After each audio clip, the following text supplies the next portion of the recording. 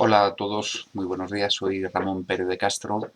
profesor del Departamento de Historia del Arte de la Universidad de Valladolid, en España.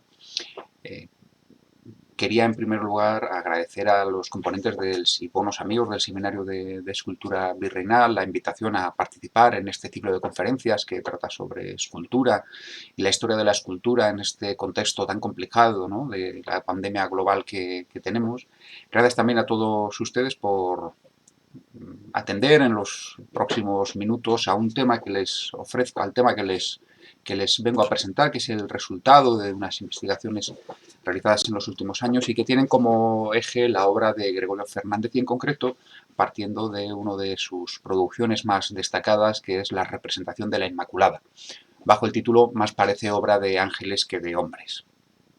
En ella vamos a ver distintos aspectos de manera un tanto atropellada que tienen que ver con la escultura castellana de comienzos del barroco, con la obra de Fernández, la valoración del escultor, el propio proceso de creación de las esculturas, la creación de modelos y la difusión de esos modelos, su uso, dando una importancia a un elemento que es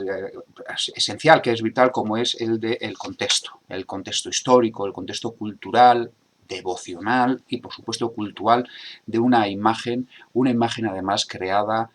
como resumen de unos anhelos y con un claro afán de difusión y de propaganda.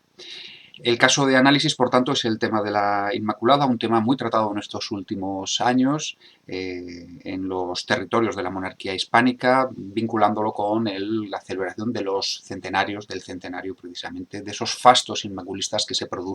produjeron a comienzos del siglo XVII para intentar promover la definición del dogma, algo que llegaría bastante más tarde. Y a pesar de que se han publicado muchísimos trabajos, libros, exposiciones, artículos, etcétera, sigue habiendo, yo creo, algunos olvidos importantes. Y uno de ellos podría ser el papel que jugó Gregorio Fernández y sus Inmaculadas en todo ese contexto. No podemos realizar, precisamente no podemos trazar todo ese contexto, todo ese ambiente que se produce en torno a 1615, al 20 aproximadamente, incluso vamos, un poquito más. Por ello nos vamos a remitir a esos estudios que les citaba, teniendo en cuenta ese nacimiento, ese fuego que prende en la monarquía, en los territorios de la monarquía hispánica en defensa de la limpia y pura concepción, partiendo especialmente de algunos hitos destacados, como puede ser Sevilla, y que muy pronto se expande por toda España, produciéndose una movilización, realmente una movilización social e institucional encabezada por la corona, por la monarquía, que pretende aunar voces, luchar contra las voces contrarias a la Inmaculada Concepción y suponer también un lobby de presión ante la Santa Sede para la definitiva definición del dogma. En este sentido, tendremos acciones tan importantes como la Real Junta, como las embajadas extraordinarias, de tal manera que la Inmaculada, como bien se ha dicho, la Inmaculada y el culto eucarístico serían dos de los pilares fundamentales de esa piedad hispánica que especialmente, sobre todo en este periodo del reinado de Felipe III. Todo ello se va a traducir en multitud de actos festivos, regocijos, puestas en escenas, voceadas por crónicas y por libros publicados con ese afán propagandístico en el que los franciscanos tuvieron un papel muy importante. Y que yo les quería ejemplificar a través de estas alegorías, por ejemplo, de la Inmaculada, por citar un ejemplo. El caso concreto que nos trae aquí es el de Valladolid, lo que ocurre en la ciudad de Valladolid y lo que ocurre con el escultor Gregorio Fernández y la realización de una escultura que es la de la Inmaculada Concepción que había en el convento, que existió en el convento de San Francisco, tomándolo como un ejercicio de estudio de un tema que, como vamos a ver muy pronto, se va a empezar a difundir complicar, ampliar, y nosotros intentaremos seguir el discurrir de este tema concreto, llevándonos finalmente a lugares, yo creo que bastante insospechados. Y es un poco el resumen de lo que nos aporta este estudio de la imagen y de esta imagen en concreto. Eso sí, teniendo un hándicap que es la propia desaparición de esa escultura de Gregorio Fernández de la Inmaculada para Valladolid, para San Francisco de Valladolid. Es por tanto un fantasma y tras las huellas de ese fantasma vamos a recorrer esta historia. No obstante, esa escultura nos dejó tantas réplicas, tantas copias, tantas influencias por todos los lados que en cierto modo nos la mantienen en presente. Se trataba de una obra de 1617, muy parecida a estas tres que tienen en pantalla y que son obra del mismo Gregorio Fernández y que a la que se perdió la pista después de la desamortización a mediados del siglo XIX. Tenemos alguna noticia sobre ella y finalmente desaparece sin saber exactamente dónde se puede encontrarse, si existe en la actualidad. La Virgen joven, de pie, con las manos juntas, en oración, la cabeza un tanto inclinada, el pelo suelto que cae especialmente por los hombros y por la parte trasera, un manto azul con pliegues muy metálicos, muy quebrados, en la parte inferior, y al pie la media luna, sembrado de estrellas el manto, y la media luna con el dragón a los pies de la Virgen María envolviéndose por dos veces en esa luna. Ese es el tipo, ese es el modelo del que nos falta la imagen inicial, la esencial, la primera, la de Valladolid. Pero no obstante, muy pronto se quedará configurada, como sabemos por otro lado, en un tipo concreto de representación de la Virgen y de representación de la Inmaculada, sobre la que se realizarán ligeras variantes. El propio Fernández hace ligeras variantes, como es sobre todo, ya ven aquí, la colocación en la parte inferior, no del dragón, sino de esas tres cabezas de ángeles. Pero en general se mantiene el mismo tipo como vemos. Aquí tiene, ¿no?, el caso del convento de las Carmelitas de Valladolid o el de Salamanca de la Veracruz, que por cierto es una de las primeras réplicas, una de las primeras copias o consecuencias de la imagen vallisoletana. Y ese tipo de Virgen, ese tipo de Inmaculada, se va a exportar a otros temas marianos, como puede ser el tema de la Asunción, o como vemos aquí en este ejemplo en el que se ve bastante claramente cómo Gregorio Fernández abandona sus modelos iniciales, por ejemplo, para la Asunción, y se consolida ese tema de la Inmaculada que puebla toda la vida de la Virgen, en estos dos detalles de la Catedral de Plasencia. Pero hasta aquí es todo bastante conocido y no hay mucho que aportar. Parte del éxito de Gregorio Fernández, del éxito en estos años de Gregorio Fernández, está precisamente o recae precisamente sobre las figuras de las Inmaculadas que él hizo. Buena parte de su fama se debe o se expandió en su momento a través de las Inmaculadas. Veamos cómo se veían, cómo se valoraban algunas de esas obras realizadas por Fernández por sus coetáneos. Y les traigo un ejemplo concreto, que es la Inmaculada que realizó para Épila, que realizó por encargo de la condesa de Aranda, Luisa de Padilla y Manrique, una mujer perteneciente a la nobleza castellana, era hija de los condes de Santa Gadea y adelantado mayor de Castilla, y que se encarga aproximadamente hacia 1625, que tiene su destino a ese convento de Épila, localidad donde la comitente, la condesa de Aranda, vivió y además desarrolló una importante labor literaria. Una descripción de la obra prácticamente coetánea interesante porque nos permite ver cómo se recibió la imagen en Épila en aquellos años, nos la subraya de la siguiente manera. La Virgen, la Inmaculada de la izquierda, que ven, era tan artificiosa que más viva que talla parece, habiendo esta señora, la condesa de Aranda, gastado muchísimo en procurar se le hiciese en Valladolid por un tan grande artífice, que así por su maravillosa hechura, como por el gasto y cuidado que puso en hacerla, es obra tan peregrina que mueve a todos a la devoción misma que esta señora tiene a su concepción. Es muy interesante, yo creo, este fragmento en el que se habla de una imagen artificiosa y sobre todo de una imagen que parece más viva que talla, parece más natural que producto del arte. Y nos habla de un gran artífice, aunque no dice el nombre, nos habla de una maravillosa hechura y especialmente que es una imagen que mueve a devoción. Por tanto, cumple de manera sobresaliente con todo lo que se podría pedir a una imagen religiosa del momento. Y es muy interesante poner en relación este modelo iconográfico de la Inmaculada, ya consolidado en 1625, ponerle en parangón con la imagen pictórica que la propia condesa encargó a Ribalta para ver las notables diferencias estéticas que existen y funcionales también que existen entre una y otra. Tenemos muchas referencias a Inmaculadas que en la documentación se nombran como obra de Gregorio Fernández, destacando la calidad estética de ellas y del artista que las creó. Hecha de mano del célebre Gregorio Fernández, de mucha estimación por ser hecha de la mano de Gregorio Fernández, etc. Pero hay alguna de ellas que quería subrayarles, como es el caso de la de Ataquines, una pequeña localidad de la provincia de Valladolid. Jesús Urrea hace poco tiempo dio a conocer cómo en el libro Becerro, el sacerdote de la parroquia, en unión con otro religioso que había llegado de Valladolid para hacer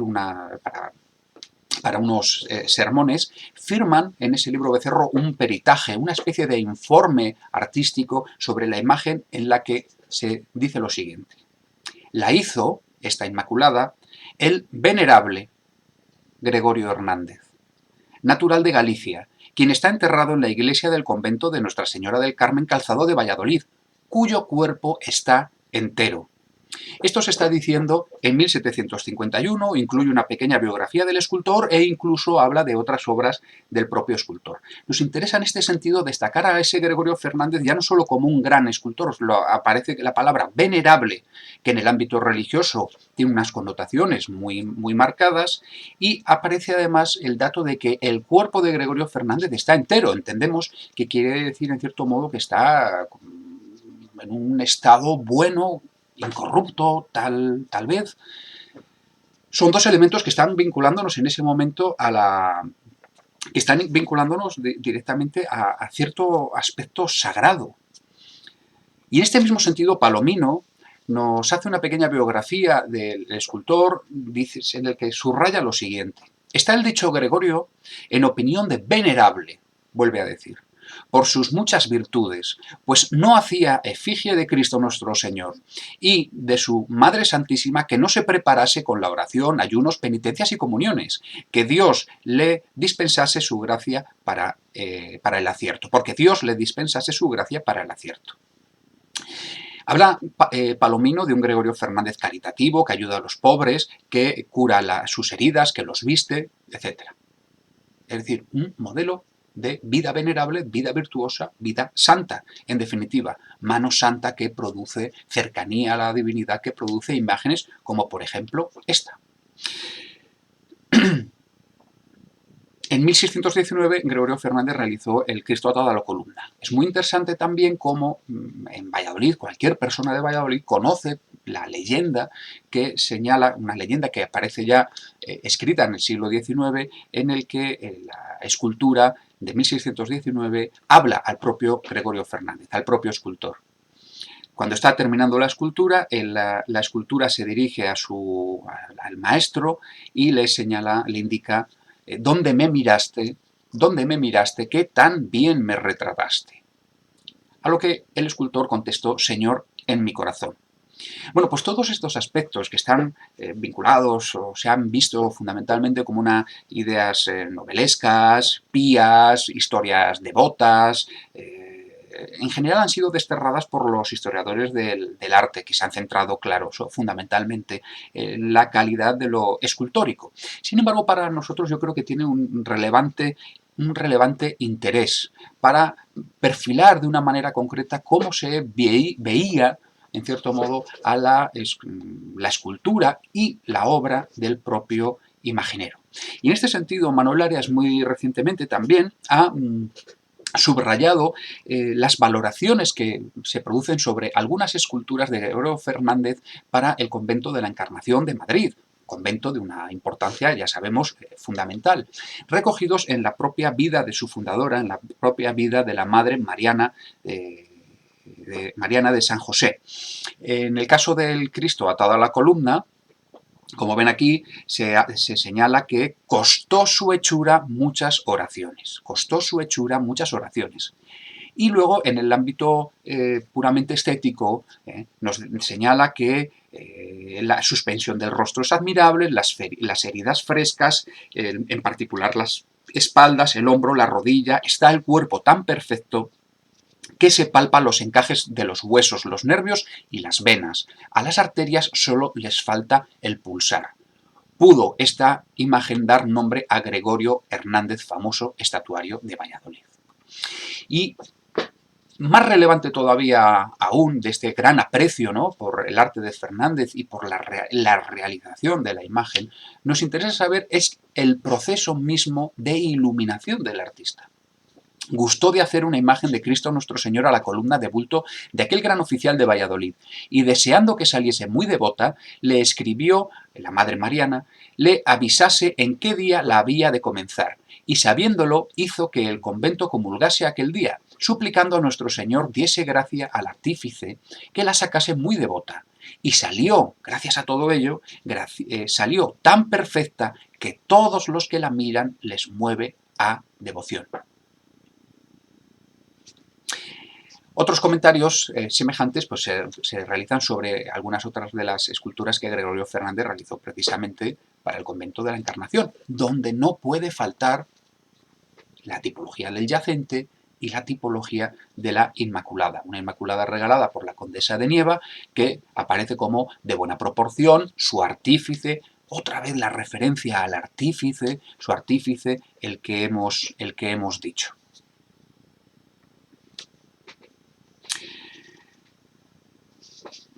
El artista aparece como, por tanto, un nombre de un enorme prestigio, vinculado a ese contexto devoto, en el que capaz de realizar obras muy, muy al vivo, una especie de mediador entre Dios y el hombre.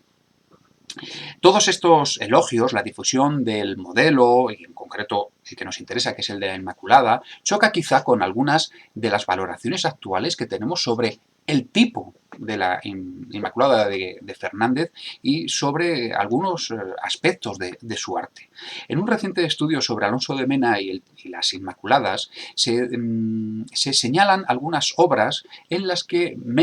Alonso de Mena abandona el tipo más o menos difundido, o los tipos más o menos difundidos, considerados más avanzados estéticamente en la Granada de su momento, y sin embargo nos ofrece abandona esos modelos genuinamente, entre comillas, andaluces, y vuelve o refleja el tipo de replica el tipo de Gregorio Fernández. Un tipo al que hoy algunos historiadores lo califican o lo consideran más tosco o arcaico, más tosco o arcaico, frontal, hierático, carente de belleza, desprovisto de la hermosura estética de otros modelos andaluces, de Rojas, por ejemplo, etc. Ausente, inexpresiva. Bien, estas valoraciones, lógicamente, se realizan desde una óptica actual, pero no desde la visión del hombre, en este caso, a mediados del siglo XVII. Para intentar explicar por qué Alonso de Mena abandona esos modelos y capta el modelo, entre comillas, castellano Fernández o fernandesco, se explica a través de varias hipótesis. Una de ellas podría ser un conocimiento de estampas, bien, pero cuáles, incluso una hipotética estancia de Alonso de Mena y su contacto directo con el arte castellano, lo cual pues, podría haber sido también, pero se necesita perfilar un poquito más. En este sentido, estas formas consideradas poco habituales, extrañas dentro del panorama andaluz, para intentar justificarlo, pues, deberíamos, a mi juicio, tener en cuenta, por ejemplo, los promotores. El promotor, que en este caso es el obispo Moscoso y Sandoval. Al hacerse la obra se estipula que la Inmaculada de la Catedral de Jaén tendría que ser conforme a los modelos que de ello hay. Se ha considerado con justicia que esos modelos serían los de Alonso de Mena. Pero ¿qué hay detrás de los modelos de Alonso de Mena? En este caso seguramente lo que había era una voluntad expresa por parte del comitente, por parte del obispo, que quería replicar una imagen de su devoción, como veremos, porque pertenecía a la cofradía, que tenía a la imagen de Gregorio Fernández, la de San Francisco de Valladolid, la tenía como insignia. Esa, no obstante, tampoco es única. Hay varias Inmaculadas en el ámbito andaluz que repiten, que reflejan ese modelo, y un ejemplo yo creo muy claro sería esta Inmaculada que aparece en la capilla doméstica de San Luis de los Franceses y que no es una imagen más dentro de ese contexto, sino a la que se presta una especial atención. Escultura que popularmente se señala que fue regalo de San Francisco de Borja, lo cual es pues, absolutamente imposible, pero que nos señala cómo ahí está presente con el dragón y la posición de las características típicas, esas Inmaculadas, esa Inmaculada de Gregorio Fernández para San Francisco de Valladolid. Entrando ya de lleno en el tema de las Inmaculadas, aquí les presento a Gregorio Fernández, su retrato, una cosa también bastante excepcional, en la existencia de ese retrato, y los tipos de Inmaculada que estaba haciendo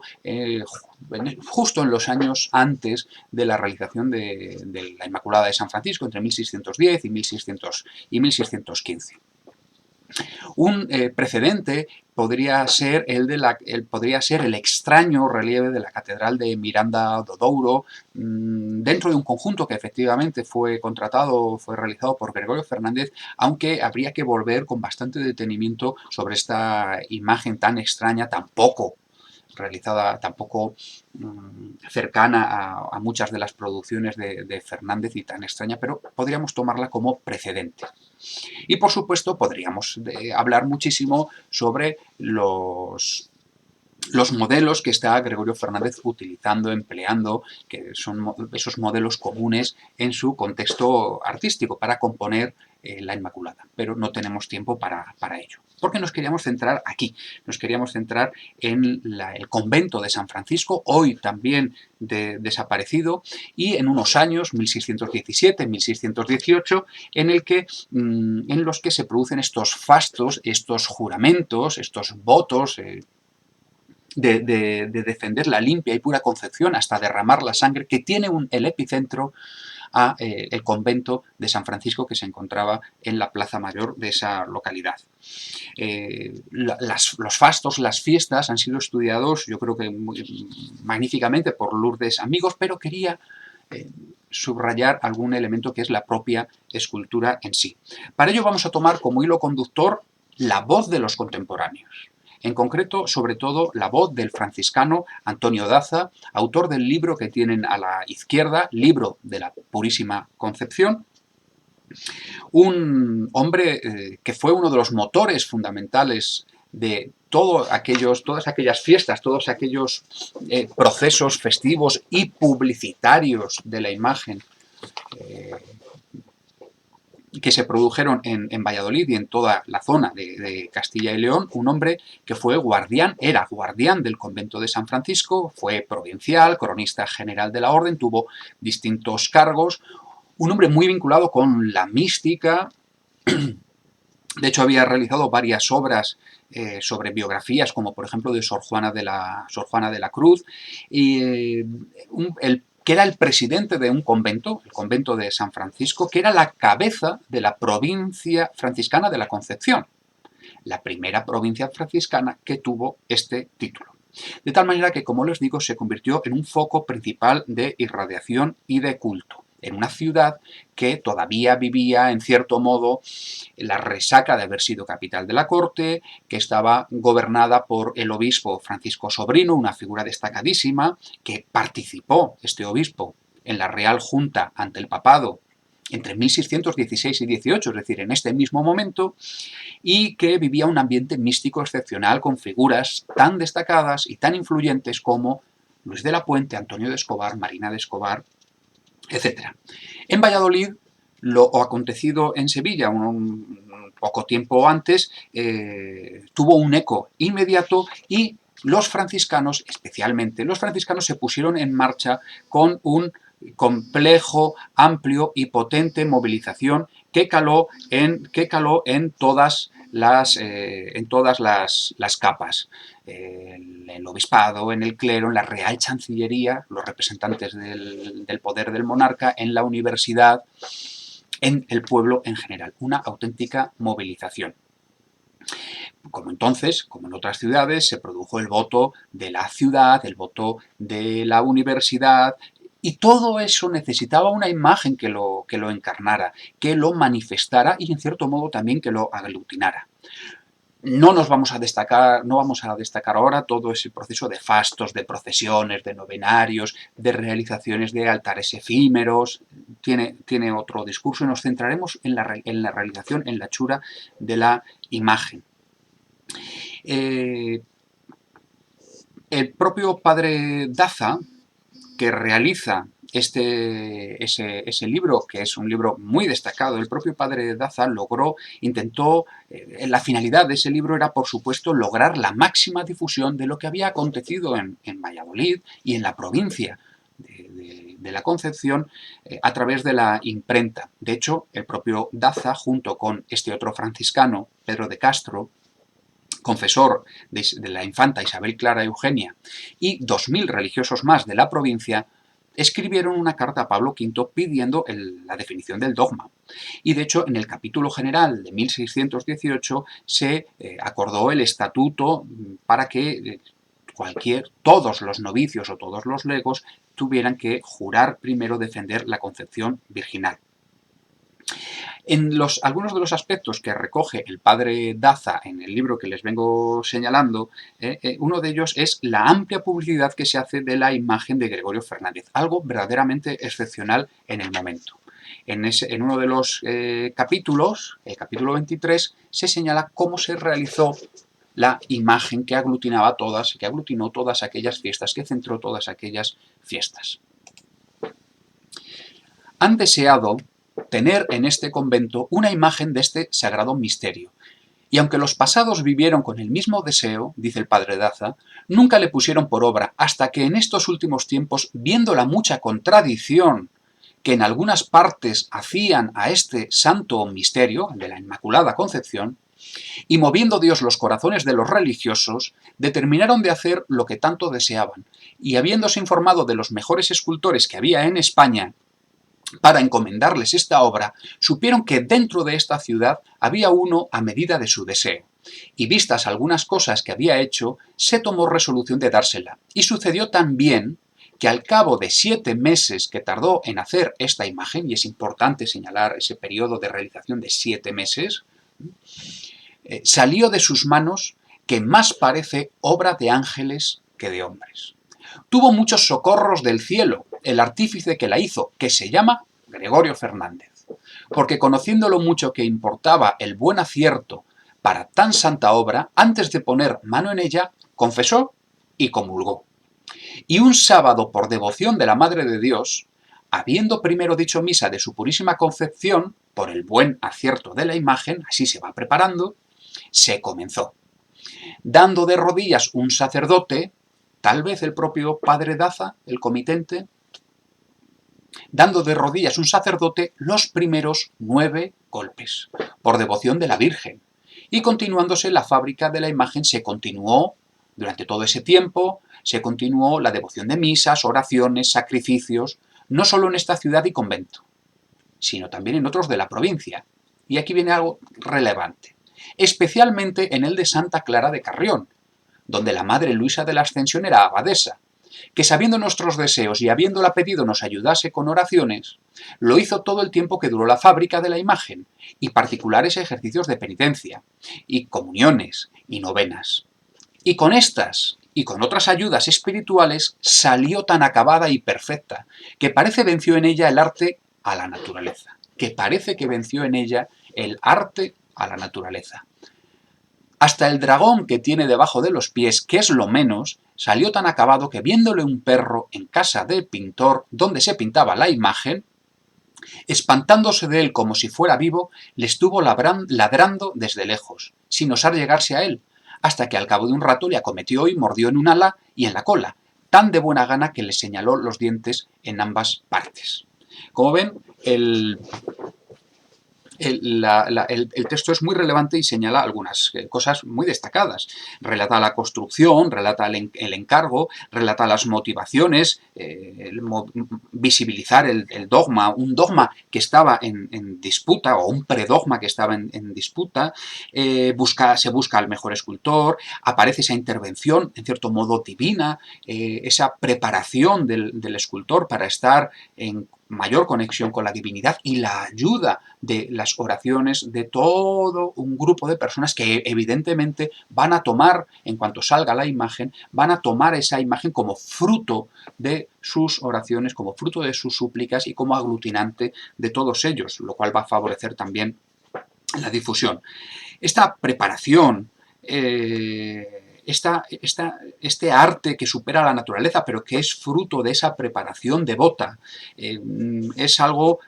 pues bastante común en otras historias relacionadas con la escultura, ¿no? Y lo vemos en el caso de Becerra y la Soledad, o lo vemos en el caso de la Roldana, con el Nazareno de Sisante, que se preparó con disciplinas, como nos cita el propio Palomino, etc. Pero lo importante en este caso es que está hablando el propio comitente de la escultura, por supuesto, claro que sí, con un fin de propaganda también muy importante, y que lo está haciendo en el mismo momento, prácticamente en el mismo momento en el que se está realizando, que se ha materializado el encargo escultórico. De tal manera que todo ese clima onírico, espiritual y devoto se acaba convirtiendo, como vemos, en un contexto clave para interpretar la obra, lejos de las falsificaciones, en cierto modo, de nuestra mirada actual, bastante más descontextualizada. Enlazaría perfectamente con lo que hemos señalado para el convento de la Encarnación,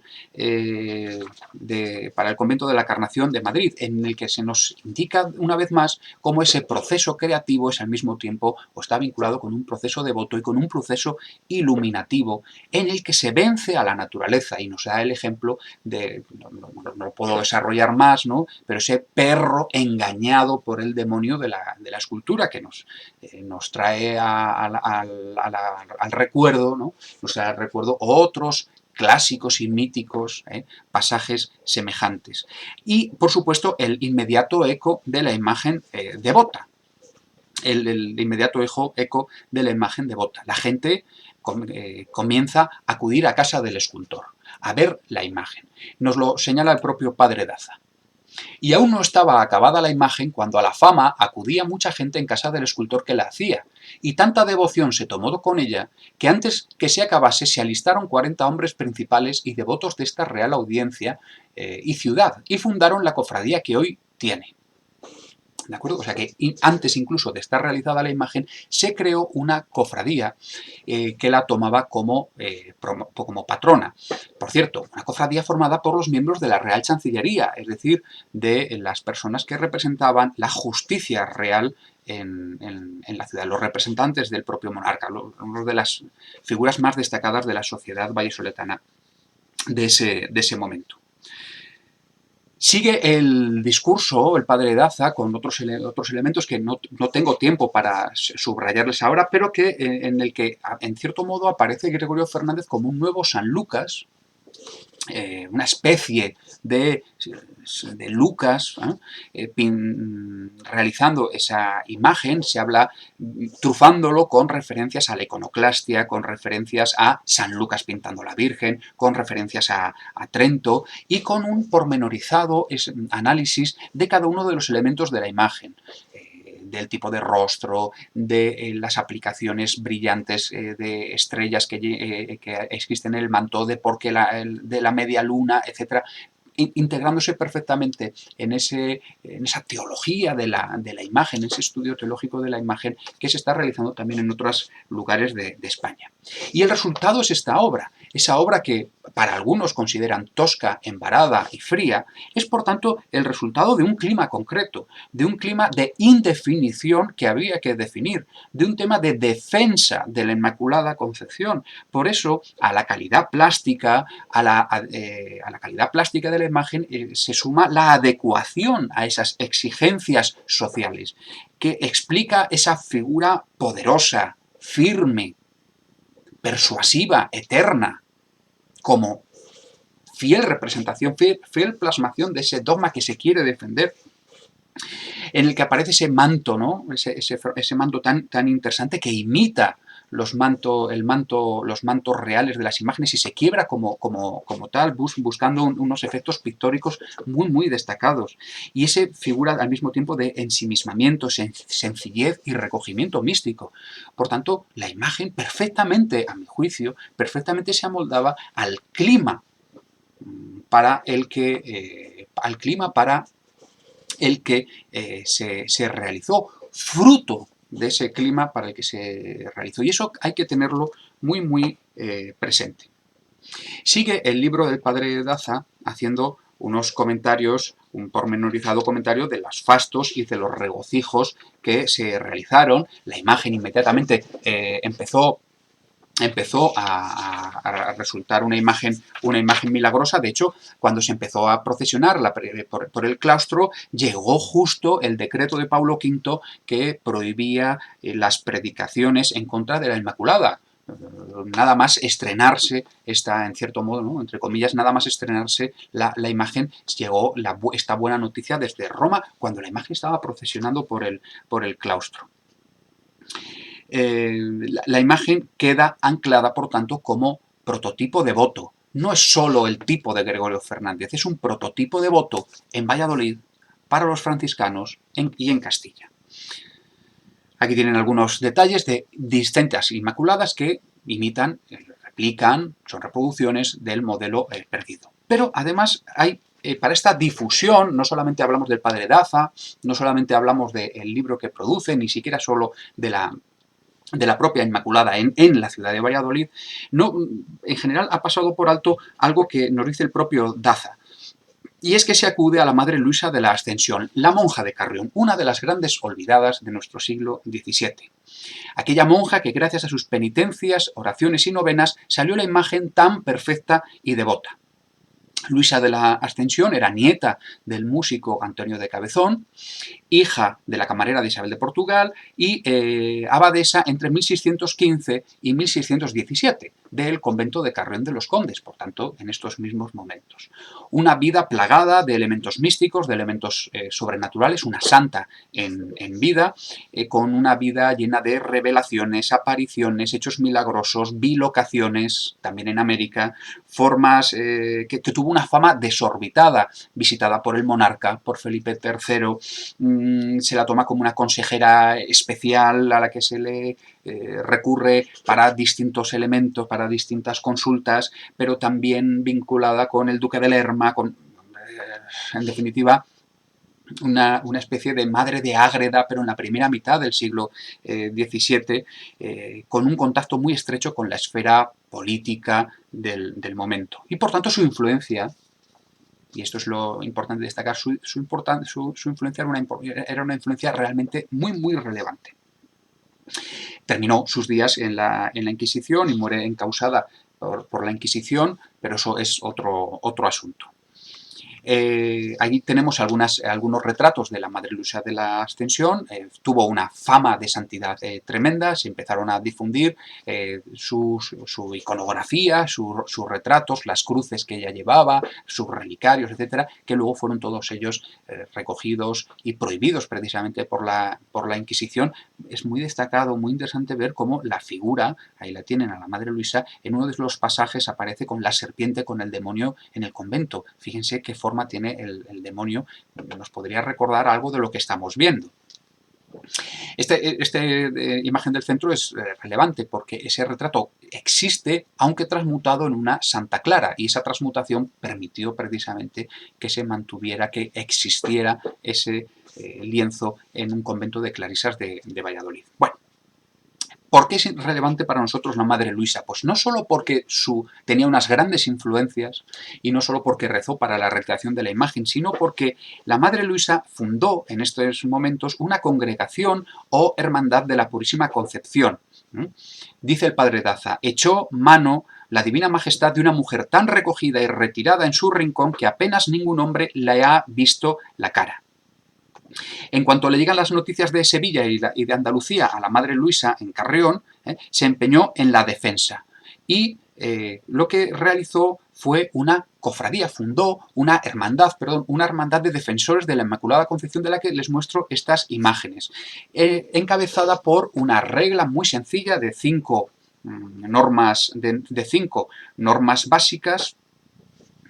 defendiendo siempre la Inmaculada Concepción, dice, con el padre Daza, que era estrecho colaborador suyo, con la devoción y fervor de que soy testigo, cosas que el haberlas yo visto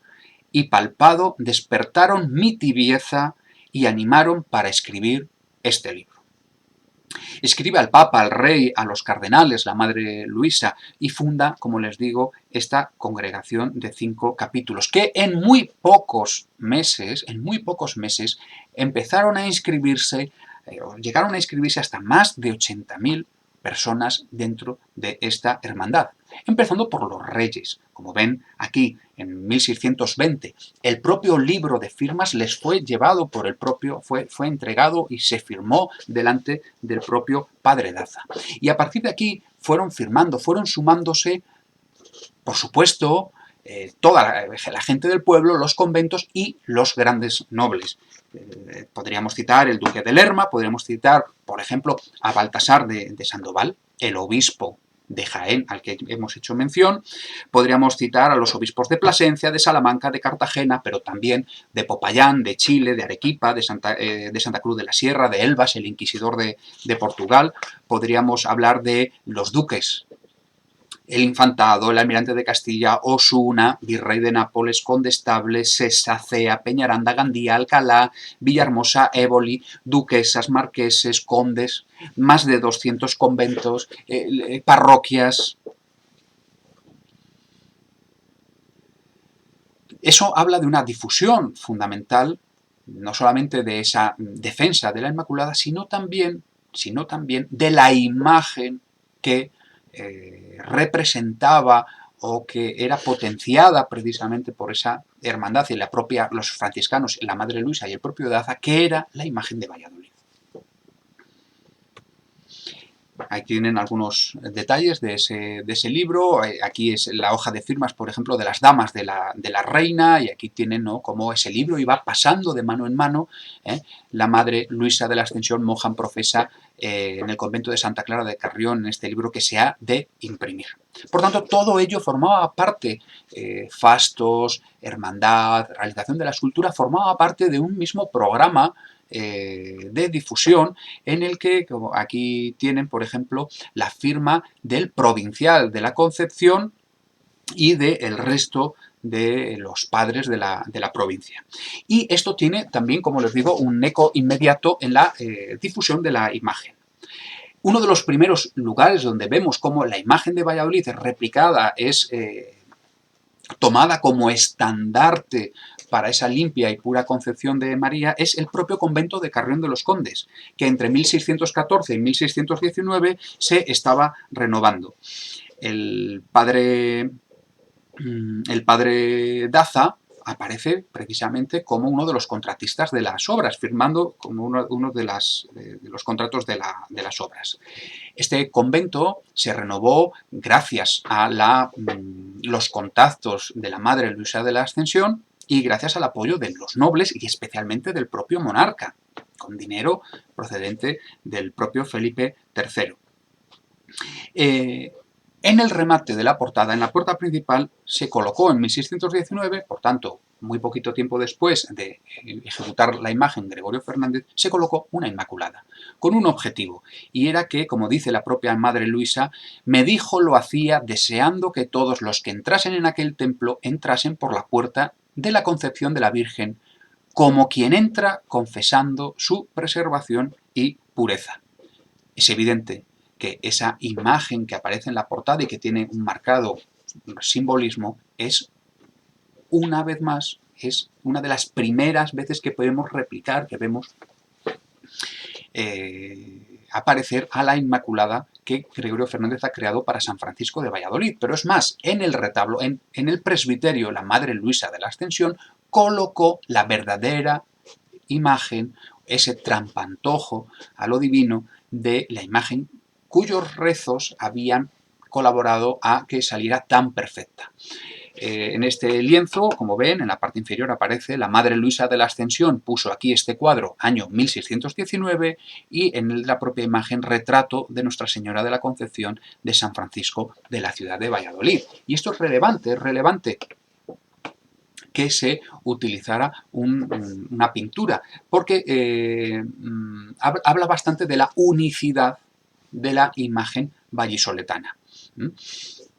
No se busca una réplica escultórica todavía, sino una verdadera imagen de la gran imagen que era la de San Francisco de Valladolid, de la que tenemos algunos, aquí les ofrezco algunos detalles. En ese mismo año de 1619, en Carrión, se celebra el voto a la Inmaculada, el voto de la defensa a la Inmaculada Concepción, y que tuvo unos fastos realmente excepcionales para una localidad como Carrión de los Condes, pero todo se justifica con la presencia y la influencia de la Madre Luisa. En el convento hay otras imágenes realizadas, hay otras esculturas realizadas por Gregorio Fernández, pero es curioso que no haya una réplica escultórica de la Inmaculada Concepción. A partir de aquí, la imagen comienza a difundirse, a crecer y a metamorfosearse. Un ejemplo a evolucionar, no solamente en Valladolid, sino con otro pie muy destacado en Madrid, en la corte.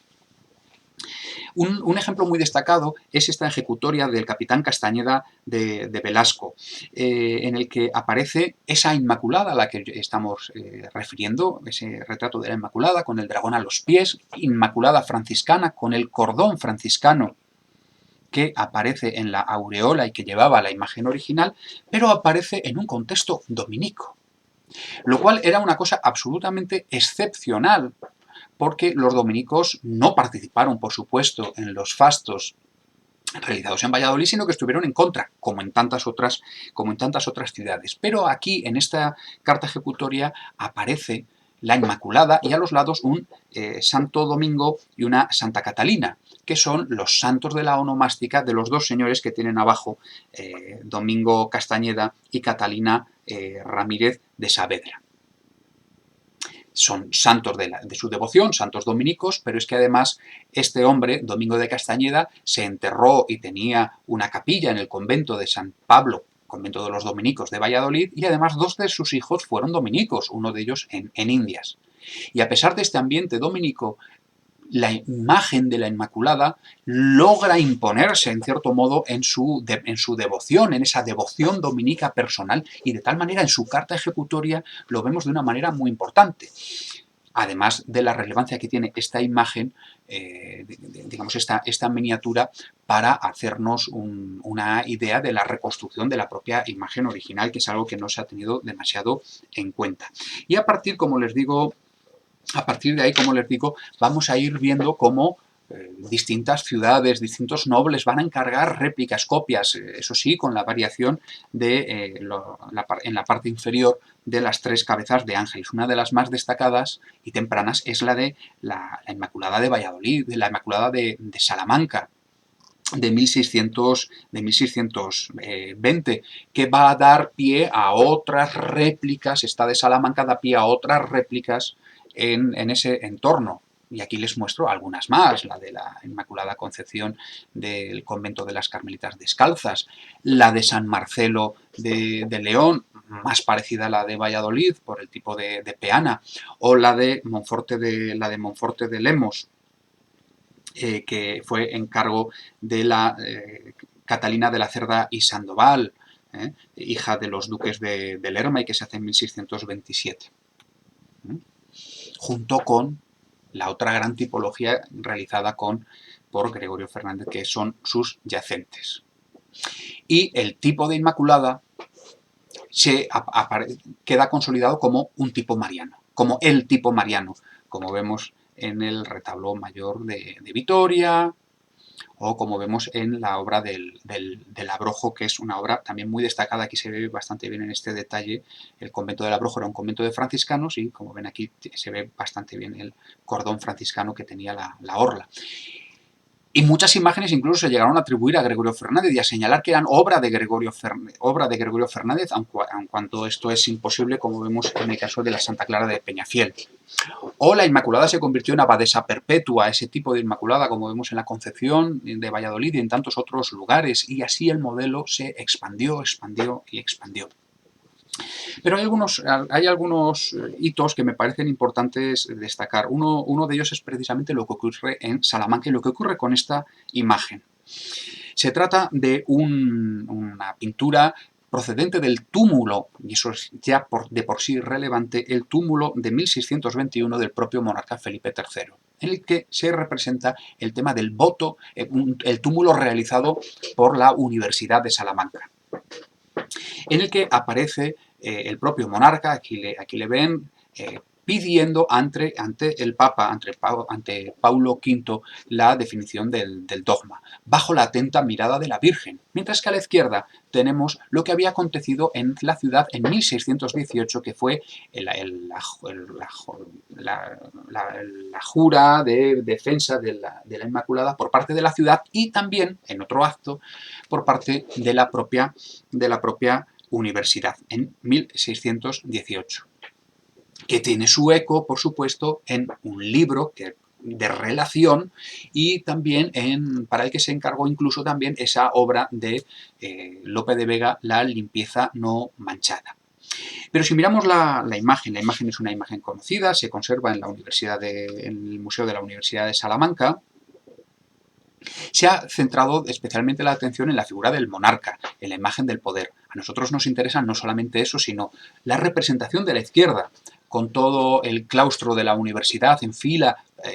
prometiendo, jurando ese voto, y en el centro la propia imagen de la Inmaculada, que como ven es una imagen directamente vinculada con lo que acabamos de señalar.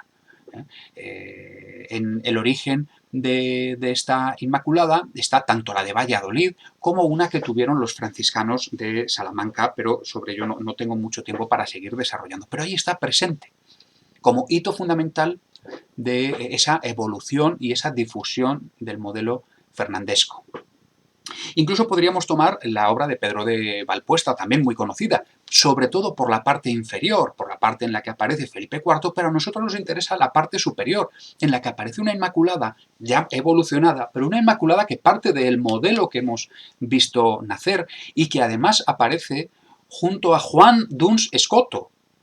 Juan d'Uns Escoto, al que también sabemos, ¿no?, le habló la Virgen María, tenía una especial vinculación con la escultura de la Virgen,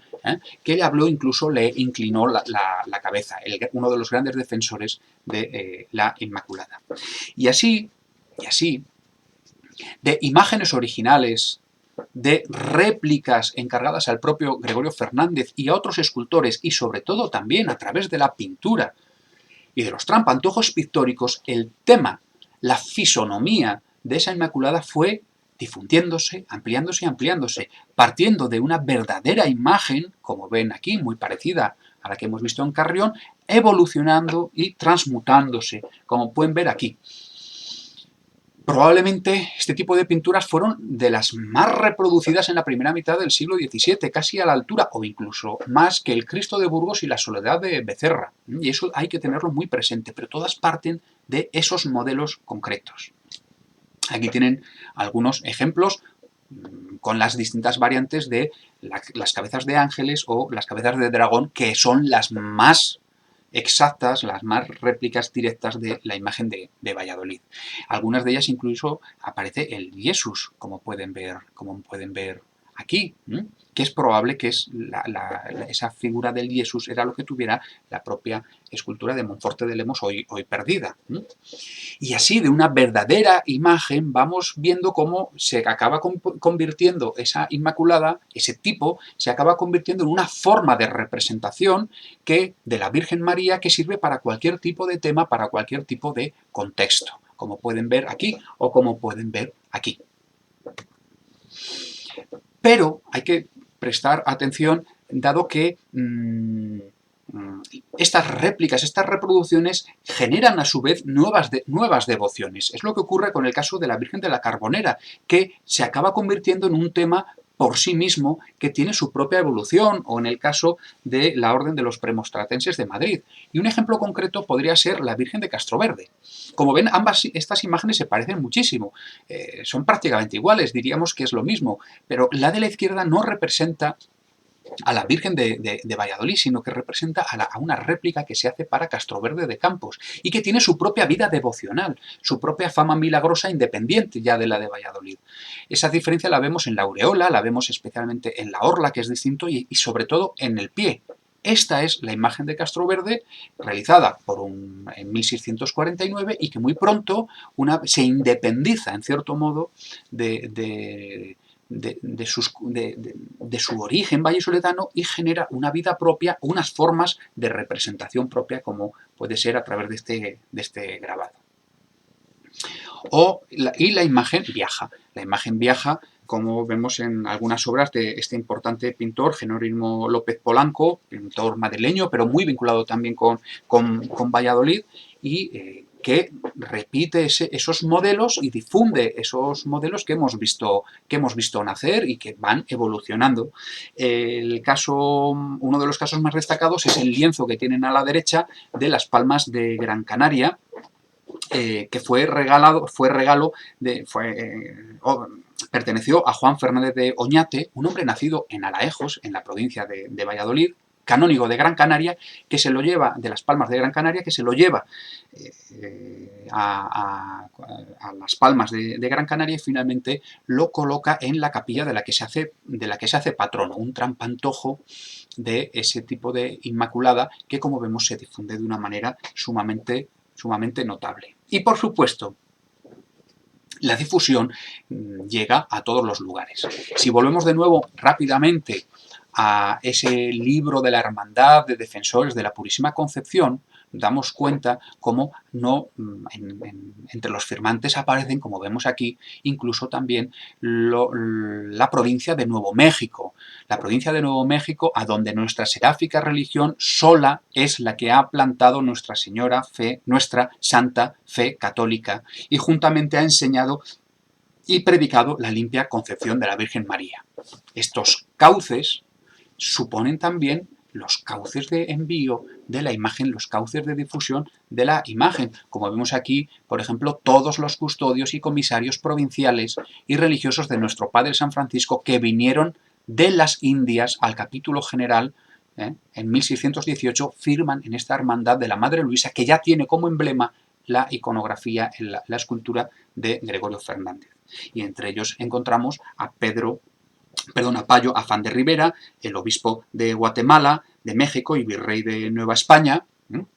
que la toma, en cierto modo, como emblema, y escribe, es un famoso escritor de Inmaculadas. O lo vemos en esta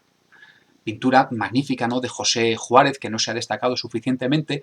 donde aparece claramente el modelo del que venimos siguiendo la pista, y además con el interés de aparecer en un interior doméstico, de tal manera que la pintura nos habla de muchas cosas y muy distintas, pero el modelo es claramente reconocible. Incluso algunas obras de Gregorio Fernández son enviadas a América, y es lo que vemos con la Sagrada Familia de la Virgen de Lima, que en 1629 se colocan. Es evidente las fuentes grabadas que se utilizan, como pueden ver, pero para la parte central la fuente grabada no es la fuente válida. La fuente válida es el modelo de virgen que se está difundiendo en Castilla y que está difundiendo especialmente la obra de Gregorio Fernández y toda la devoción, con la media luna, con el dragón y con esa Virgen Niña. Aquí se produce una variación sobre el tema central o sobre el tema grabado, remitiendo de nuevo a lo que estamos viendo. Incluso sabemos que el propio Gregorio Fernández envió dos inmaculadas directamente para San Francisco de Limas a través del franciscano Miguel de Huertas, que tuvieron una inmediata repercusión, como ha explicado Javier Chuquiray Garibay, en algunas obras, como pueden ver en el relieve de la derecha de Pedro Muñoz, un escultor que por otra parte no tiene nada de Gregorio Fernández, salvo la colocación allí de esa iconografía que gracias a las obras enviadas es conocida y comienza a difundirse de forma notable, quedando la duda de si la imagen que tiene a la izquierda podría ser una de las dos que envió el propio Gregorio Fernández a Lima. En todo caso, esa exportación, ya sabemos que hay detrás de esa exportación, que anhelo hay para que las imágenes, dos imágenes de Fernández llegaran a América, es todo lo que hemos ido viendo. Esas imágenes trasladadas a América comienzan a desarrollarse, comienzan a difundirse y a transmutarse y comienzan a tener su eco en la pintura, como Esquenone puso de manifiesto. La repercusión fue inmediata y la vida de la imagen fue adquiriendo nuevos derroteros desde un modelo concreto en una localidad concreta que fue Valladolid a comienzos del siglo XVII, en 1617. Todo, bueno, aquí ya pueden ver en qué términos o en qué. Aquí pueden ver cómo hemos partido de un elemento, cómo hemos empezado a subrayar el papel de esa vinculación divina del artista, de ese carácter de venerable. Hemos tenido en cuenta el contexto para la realización de una imagen y cómo ese contexto fue vital para la difusión de la misma a lo largo y ancho de todos los territorios de una monarquía hispánica. Muchas gracias a todos. Un saludo.